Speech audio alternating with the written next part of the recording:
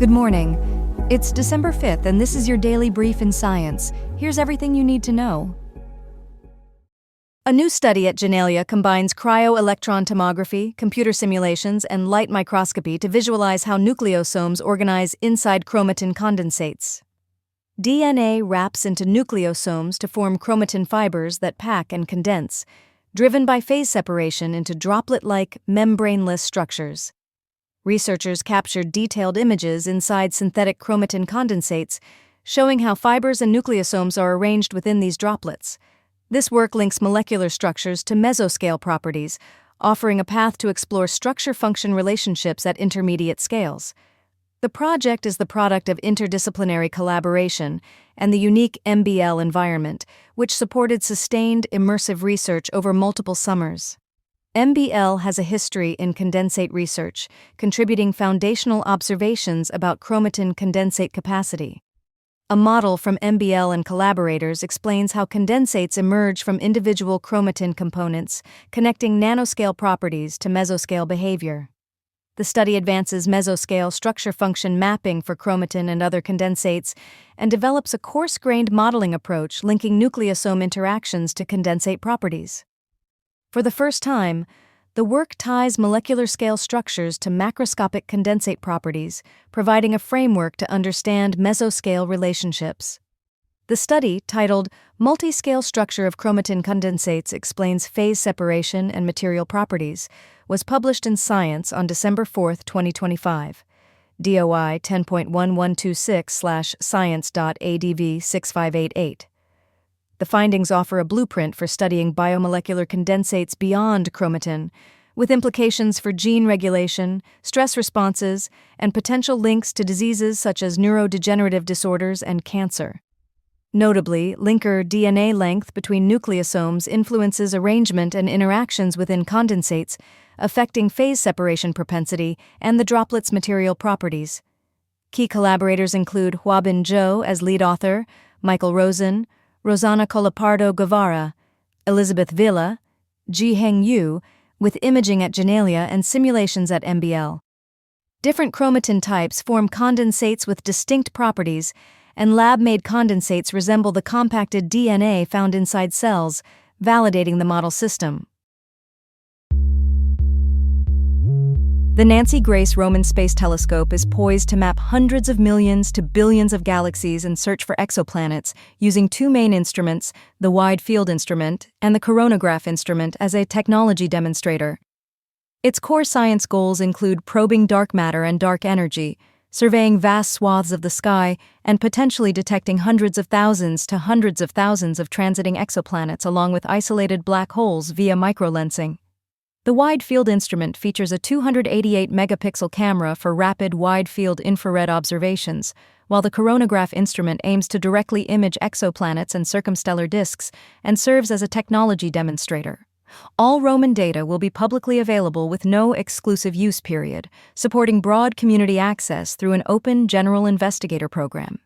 The mission honors NASA's first chief astronomer, Dr. Nancy Grace Roman, and involves NASA centers including Goddard, JPL, Caltech IPAC, and STSCY, with industry partners BAE Systems, L3 Harris, and Teledyne contributing to the project.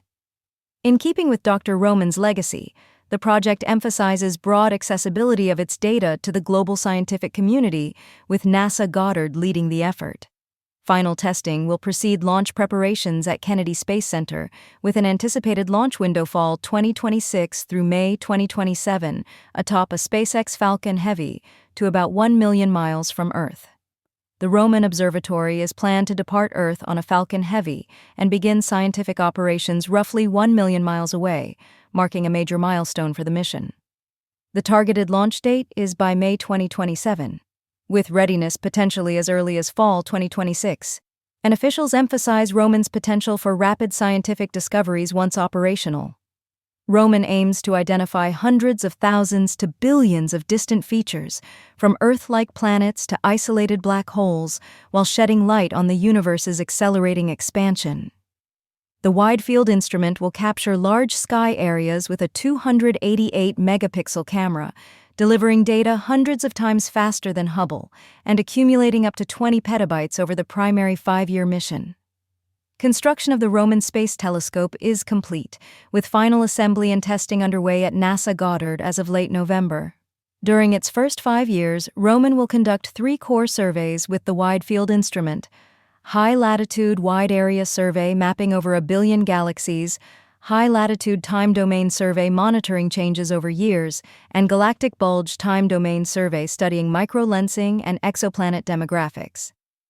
In addition to core surveys, a galactic plane survey and a general investigator program will maximize scientific return, with all data publicly accessible. The coronagraph instrument will demonstrate new technologies to directly image exoplanets and dusty disks in visible light by blocking starlight. A global surge in malaria in 2024 is driving renewed urgency, with incidents and deaths rising due to drug and insecticide resistance, climate pressures, conflict, and population growth. Cases per 100,000 people at risk climbed from 59 to 64, while mortality edged down only slightly from 14.9 to 13.8 per 100,000 at risk. The resurgence comes as the World Health Organization notes 282 million cases and 610,000 deaths for 2024, a setback after years of progress. The report highlights the ganaplacide lumefantrine combination as a first non-artemisinin therapy and calls for political commitment and funding through initiatives like the Yaoundé Declaration and the Big Push.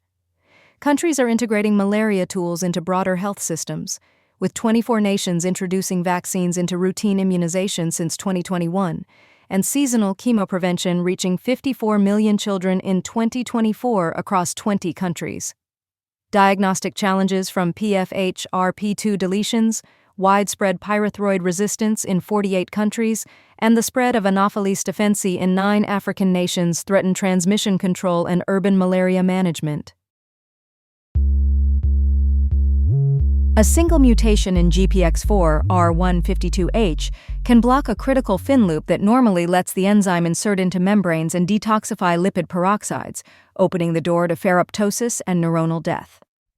A multinational team led by a prominent professor shows this ferroptosis pathway can drive human neurodegeneration, with affected children presenting severe early-onset dementia. In those children, the mutation interrupts GPX4's membrane insertion, allowing lipid peroxides to accumulate and trigger ferroptotic cell death. The research used patient-derived cells, stem cell techniques, and mouse genetics across Helmholtz Munich, Technical University of Munich, and LMU University Hospital Munich.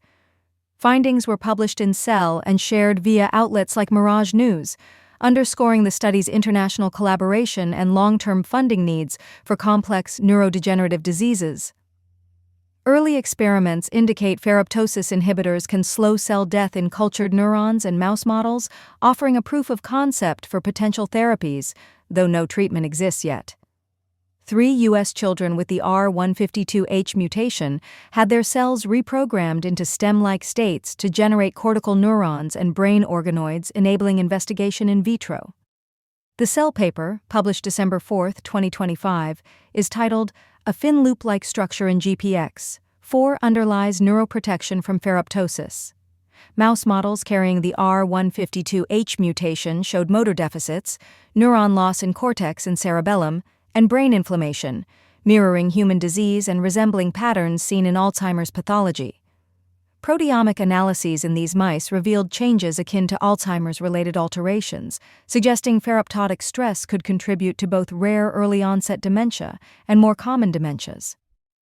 Overall, the work shifts attention to membrane lipid damage and ferroptosis as drivers of neurodegeneration, with inhibitors slowing neuronal death in vitro and in mice, pointing to a potential therapeutic path without offering a current treatment.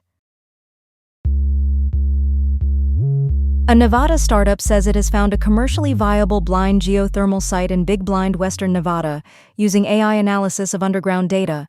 Zanskar Geothermal and Minerals describes this as the first full-scale, commercially viable geothermal find in more than 30 years. The AI-assisted work identified a sizable blind prospect where surface signs are minimal, but a high heat flow anomaly was detected through models and targeted drilling.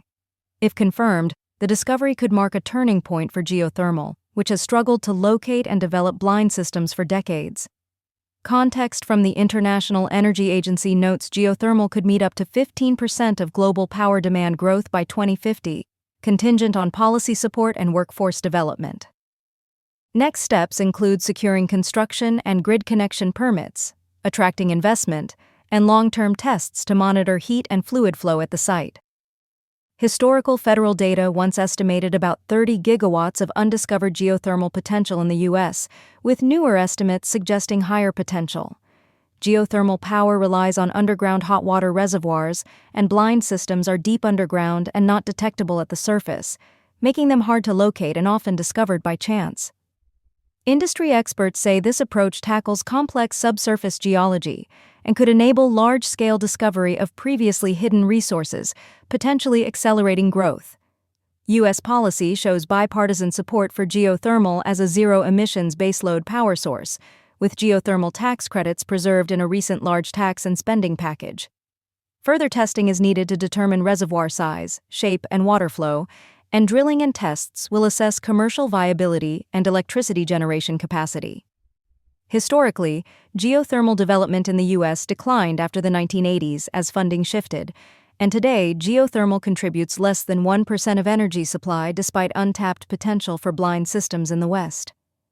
Industry context contrasts this with enhanced geothermal systems, which engineer conditions artificially. Experts note EGS can be costlier and involve water use and seismic considerations, while Zanskar targets natural blind systems. This has been your daily brief in science. To read more about these stories, follow the links in the episode bio. You can also subscribe to these updates via email at www.brief.news.